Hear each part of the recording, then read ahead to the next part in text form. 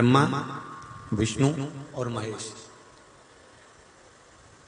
इन तीनों की जो देवियां हैं ब्रह्माणी, लक्ष्मी और पार्वती। थोड़ा ध्यान लगाकर सुनना।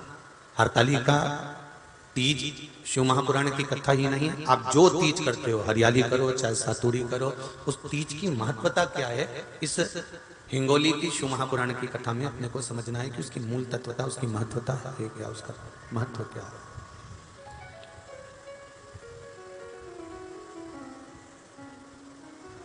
भगवान ब्रह्मा, भगवान विष्णु और भगवान शिव,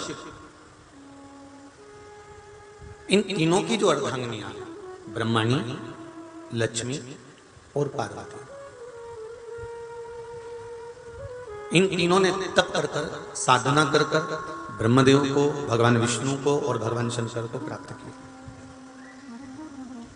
और तीनों ने प्राप्त कर कर तीनों देवताओं से वर मांगा कि वर हमको ऐसा दीजिए कि हमारे तप साधना का फल नारी को तीज के दिन प्राप्त हो जाए।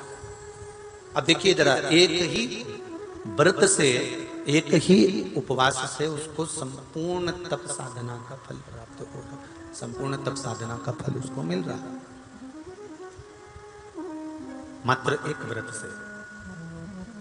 केवल एक व्रत कर रहे हैं, संपूर्ण तप साधना का फल उसको प्राप्त हो रहा है। ऐसा कोई व्रत, ऐसी कोई साधना, ऐसा कोई, तो ब्रह्माणी ने ब्रह्मदेव से मांगा, लक्ष्मी जी ने भगवान विष्णु से मांगा, पार्वती जी ने भगवान शिव से मांगा कि ऐसा वर दे दीजिए जिस वर से एक ही व्रत करने से संपूर्ण फल की प्राप्ति हो जाए, संपूर्ण फल मिल जाए। ऐसा एक व्रत का फल दे दीजिए, मात्र एक व्रत का फल। अब देखिए, हरियाली तीज करने वाली माताएं थोड़ा ध्यान से सुनना।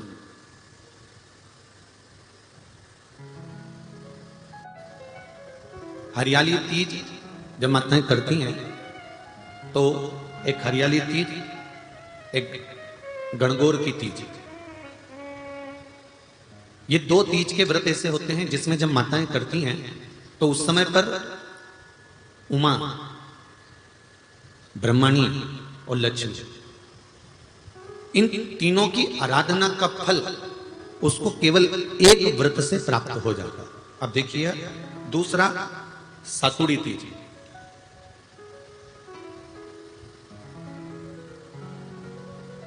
इसमें उमा और महेश्वर, उमा और महेश, ब्रह्माणी और लक्ष्मी,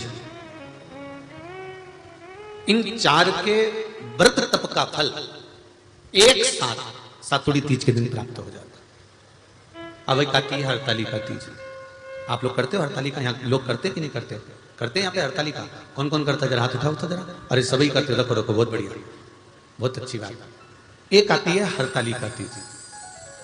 इस तीज का व्रत माता पार्वती बेल वृक्ष के आनंद के साथ में फुलेरा बनाकर करती है, और जिसमें इस हरतालिका में माता पार्वती जी के जितने जन्म पहले हुए हैं, माता पार्वती का जन्म तो 52वें नंबर का, 52 नंबर पे माता पार्वती का जन्म है। इससे पहले तो माता के 51 जन्म पहले हो चुके हैं, 51 जन्म माता पार्वती का पहले हो चुके हैं। तो वो जितने जन्म माता पार्वती पूर्व में ले चुकी हैं, ब्रह्माणी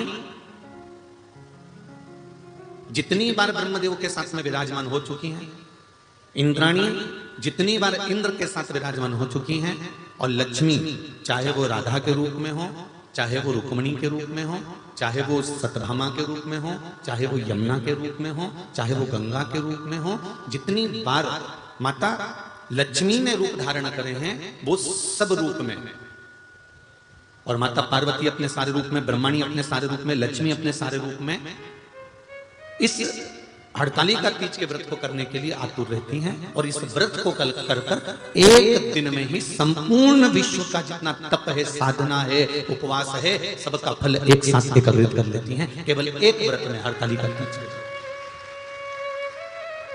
अब एक बात ध्यान से सुनिएगा, सारे व्रत, आपका अगर स्वास्थ्य खराब हो गया तो आप व्रत छोड़ सकते हो। जितने भी व्रत आप लोग कर रहे हैं पूर्व के, सोमवार, मंगलवार, एकादशी, छठ, पंचमी, चतुर्थी। अगर आपका स्वास्थ्य खराब है तो आप उस व्रत को छोड़ सकते हो, सारे व्रत को छोड़ सकते हो। पर तीज का जो व्रत होता है,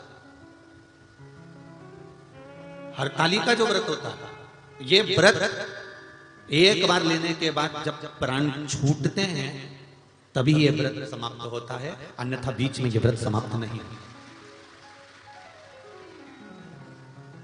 ये व्रत समाप्त होता ही नहीं।